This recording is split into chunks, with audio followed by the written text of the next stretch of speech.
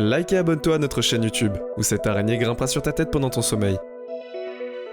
La faucheuse nous attrape tous, puisque nous sommes tous des créatures à base de carbone. Mais certains de ces animaux ont trouvé un moyen de tromper le système. Prenez les cafards par exemple. Ils peuvent vivre sans leur tête pendant plusieurs jours. Puis les salamandres qui peuvent faire repousser tout ce que leur cœur désire, et même le cœur lui-même. Mais ce qui vous choquera le plus, ce sont les tardigrades. Alors continuez à regarder, car voici les 12 animaux qui peuvent vivre après la mort. Et si vous avez envie d'en savoir plus sur ce sujet, et tant d'autres encore plus incroyables, n'oubliez pas de vous abonner à notre chaîne /Koon et d'appuyer sur la petite cloche de notification pour être sûr de ne jamais rater nos prochaines vidéos. Vous êtes prêts? C'est parti! Numéro 12, les calamars dansants. La sauce soja peut épicer un plat, c'est sûr, mais qui aurait cru qu'elle était assez puissante pour ramener un calamar à la vie? Ce plat de calamar est connu sous le nom de bol de riz au calamar dansant. Même si la sèche est morte ici, elle continue de bouger comme si de rien n'était. Ce n'est pas de la magie, c'est de la science. Le calmar est totalement intact. Mais même s'il n'y a pas de cerveau à l'intérieur, les cellules musculaires sont toujours là. Elles réagissent au chlorure de sodium ou au sel dans la sauce soja. Les cellules musculaires envoient des commandes électriques et le calmar commence à faire une danse du ventre. Numéro 11, les cafards. Nous avons tous entendu dire que les cafards sont absolument indestructibles. Ils peuvent même survivre à une bombe nucléaire. Certains disent qu'ils peuvent aussi vivre sans leur tête. Contrairement aux humains, ces cafards n'ont pas vraiment de sang, donc il n'y a pas beaucoup de circulation d'oxygène. Le cerveau ne gère pas les principales entrées sensorielles provenant de leurs yeux et antennes. Beaucoup d'autres comportements comme la course et la réaction au toucher sont contrôlés par des ganglions sur chaque segment de leur corps, donc une fois que leur tête est tombée, ils peuvent continuer leur journée comme si de rien n'était. Numéro 10, les poulets. Les mammifères, y compris les humains, ont un système circulatoire très complexe, ce qui signifie que nous ne pouvons pas vivre sans notre tête.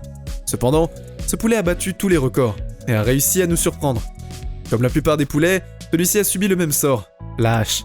Cependant, cette décapitation s'est tellement mal passée qu'elle est à même en manquer la veine jugulaire et un caillot a empêché Mike le poulet de se vider de son sang.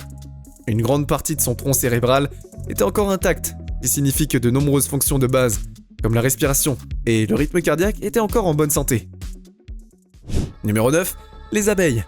Les abeilles et les insectes plus particulièrement ont un insystème en vue, c'est-à-dire un système nerveux vraiment bizarre qui permet des anomalies inhabituelles. Nous savons tous que lorsqu'une abeille à miel pique quelqu'un, elle meurt immédiatement. Mais le contraire est également vrai. Lorsqu'une abeille meurt, elle peut encore piquer. Elle a un système nerveux décentralisé qui lui permet de creuser le dard plus profondément dans son adversaire et de pomper le venin. Donc quand il s'agit d'abeilles à miel, franchement, elles sont pas près de voler, près de vous à la manière d'un zombie. Et si vous les ramassez, vous finirez certainement par vous faire piquer. Numéro 8, salamandres. Les salamandres, en particulier les axolotls, sont très mignonnes. On dirait qu'elles sortent tout droit d'Alice au Pays des Merveilles. Mais ce n'est pas aussi magique dans la nature. Ces amphibiens sont en fait des cannibales. Dans ce monde où les salamandres mangent des salamandres, eh bien, ces créatures ont dû développer un mécanisme de défense. Et ce mécanisme n'a pas d'égal. Lorsqu'une salamandre en mord une autre, elle peut simplement faire repousser ses membres. Vous ne pouvez vraiment pas les tuer en leur coupant les membres, parce qu'ils repousseront tout simplement.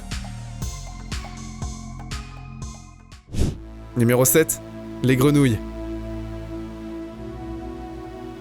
La mort ne doit pas être nécessairement soudaine.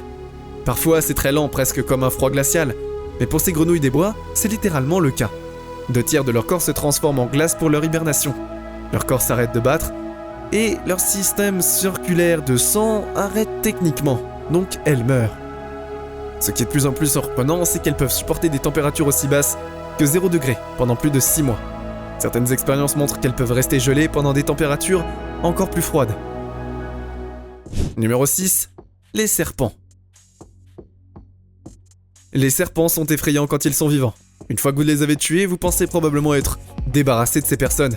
Eh bien, pas vraiment. Car les serpents sont vraiment bons à conserver leurs réflexes, même après la mort. Les cobras et les serpents à sonnette ont un réflexe de morsure plus fort, puisqu'ils sont carnivores. Et leur attaque peut littéralement se produire en moins d'1 seconde, et parfois même 0,2 de seconde. Les ions ou les particules chargées électriquement dans les cellules nerveuses peuvent rester actives pendant plusieurs heures après la mort. Numéro 5, les mantes religieuses. Lorsqu'il s'agit de créatures venimeuses, décapitées, nous avons peur qu'elles nous piquent ou nous mordent, mais pour ces pauvres mantes, il s'agit plutôt de savoir qui les mord. Tous les mâles. Les femelles mantes sont connues pour arracher la tête de leur compagnon dans une sorte de rituel cannibale sexuel bizarre. Cependant, elles n'ont pas toujours besoin de le faire.